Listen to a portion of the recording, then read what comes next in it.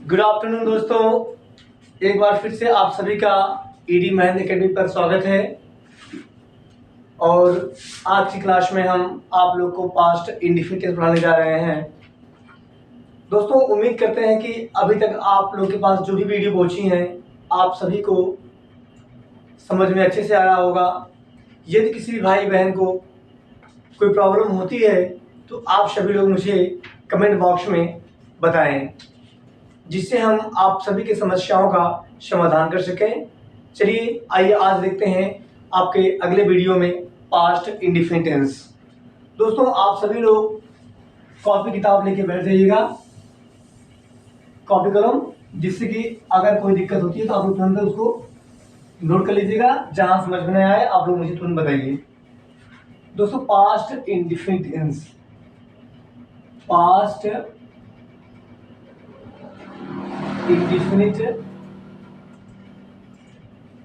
Indefinite tense.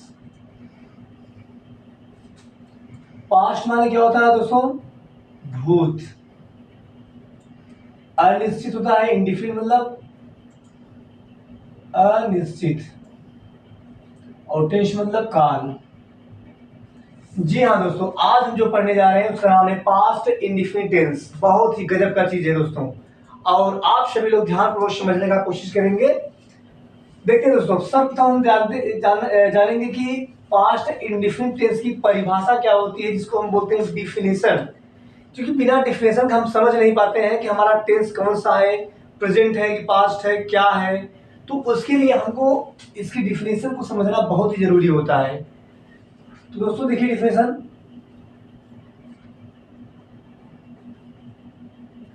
Definition मतलब क्या होता है? परिभाषा, जिसको आप लोग आइडेंटिफिकेशन ही बोलते हैं।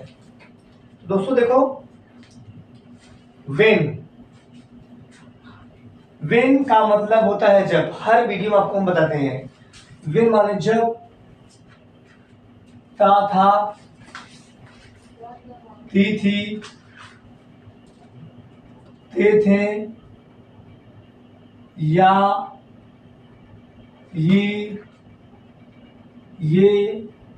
etc, come, in, the, end of verb. जी हाँ मित्रों, इस पे आप लोग विशेष ध्यान दीजिएगा। और आपको हमेशा हम कहते हैं कि इस चीज को आप लोग ध्यान देते रहेंगे। Verb is called to past indefinite tense.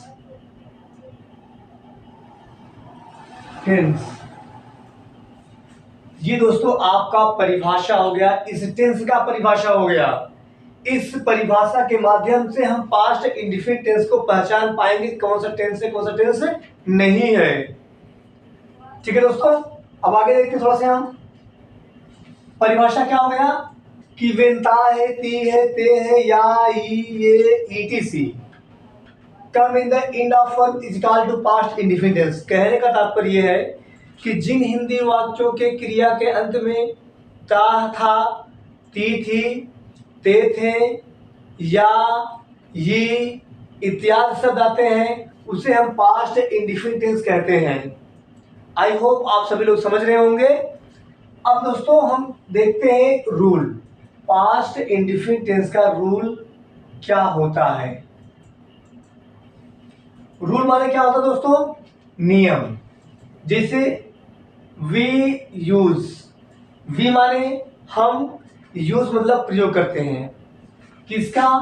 Verb का सेकेंड फॉर्म का, वर्ब का सेकेंड फॉर्म का। जी हाँ दोस्तों, बड़ी खास बातें हैं, इस पर ध्यान दीजिएगा आप लोग विशेष करके कि वर्ब का सेकेंड फॉर्म हम प्रयोग करेंगे। There is no any types of helping verb use in this sentence, only affirmative दोस्तों। So we use verb second form with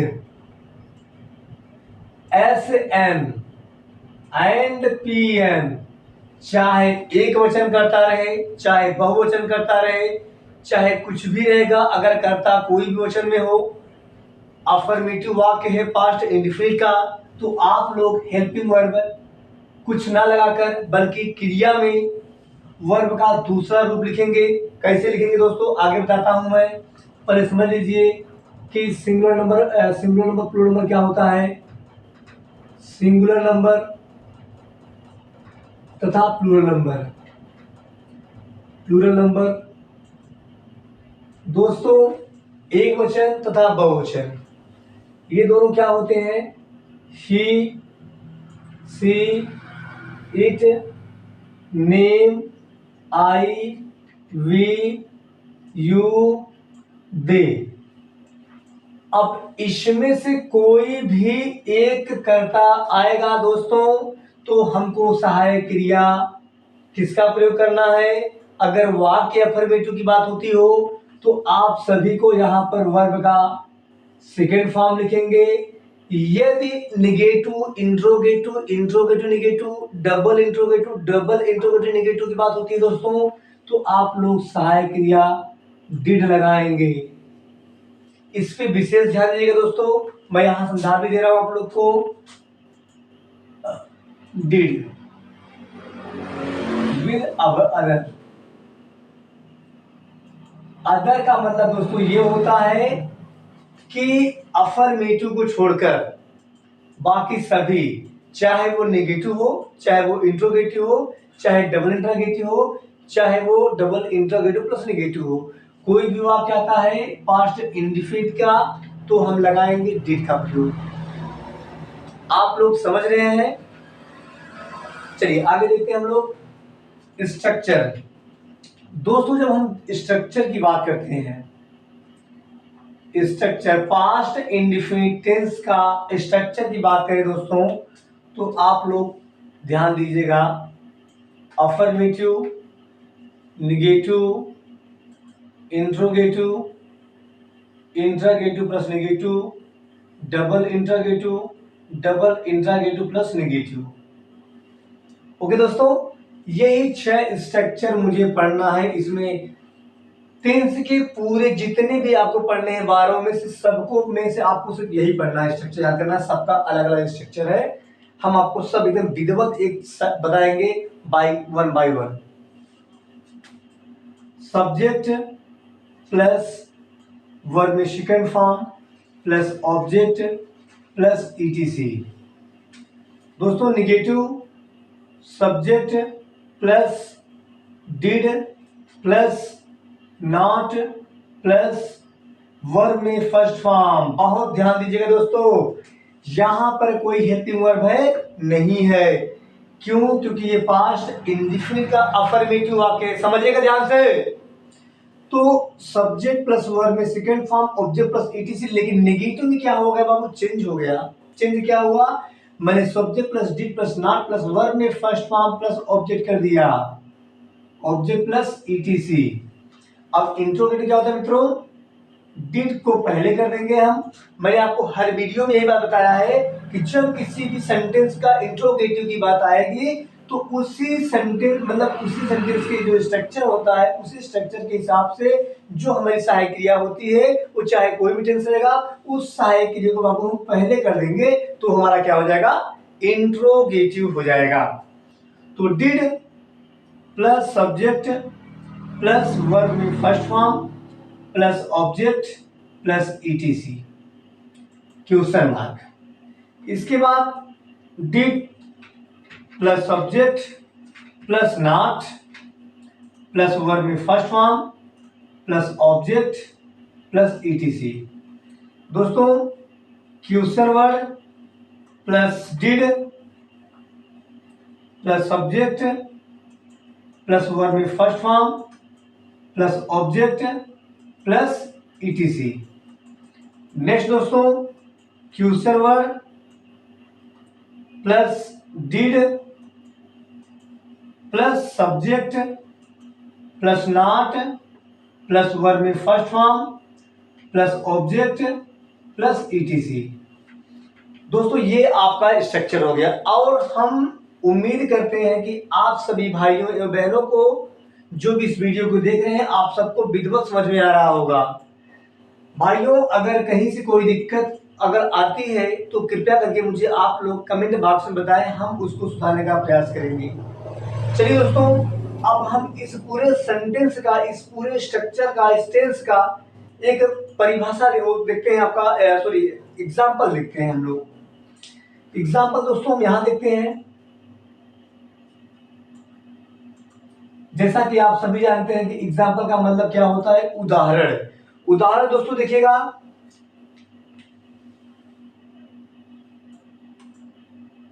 वह दिल्ली जाता था। ठीक है दोस्तों, वह दिल्ली जाता था। क्या करेंगे, तो अगर ऐसे वाक्य या मतलब कितना बड़ा भी यह वाक्य आपके लाइफ में मिल जाए तो विशेष ध्यान दीजिएगा। किसी वाक्य को लगाने के लिए मैं आपको आज एक फार्मूला बता रहा हूं, एक नोट बता रहा हूं। आप लोग अपने दिमाग में, अपने नोटबुक में उसको छाप लीजिए, उसको लिख लीजिए, जिससे कि एग्जाम से लेकर कहीं पर भी आपके लाइफ में कितना बड़ा सेंटेंस आ जाए तो आपको ये दिक्कत नहीं होती होगी कि हमको पहले कर्ता लगाना है, पहले क्रिया लगाना है, पहले कर्म लगाना है, पहले क्या लगाना है दोस्तों। जी हाँ, आप लोग देखिए, इस नोट को आप लोग विधिवत ध्यान दीजिएगा, बहुत ही इंपॉर्टेंट नोट्स है दोस्तों। देखिए दोस्तों, नोट क्या है, कर्ता। कर्ता क्या करता है, करता है,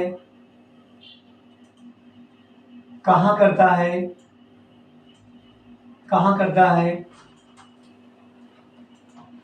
किसके साथ करता है, किसके साथ करता है, करता है, कैसे करता है, कैसे करता है, कब करता है, कब करता है, और कहां करता है। तो दोस्तों कहां हो गया है, तो कर्ता क्या करता है, कहां करता है, किसके साथ करता है, कैसे करता है और कब करता है।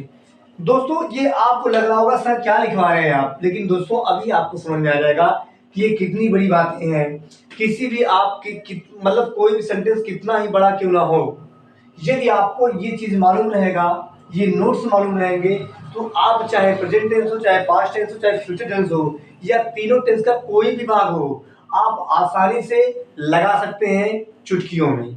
कैसे लगा सकते हैं दोस्तों, अब कह रहा है कर्ता, वह क्या हो गया, कर्ता। दोस्तों कह रहा है कर्ता क्या करता है, तो भैया वह है ना, तो वह कर्ता हो गया। तो कर्ता क्या करता है, कर्ता दिल्ली जाता है, तो यहां क्या लिखेंगे,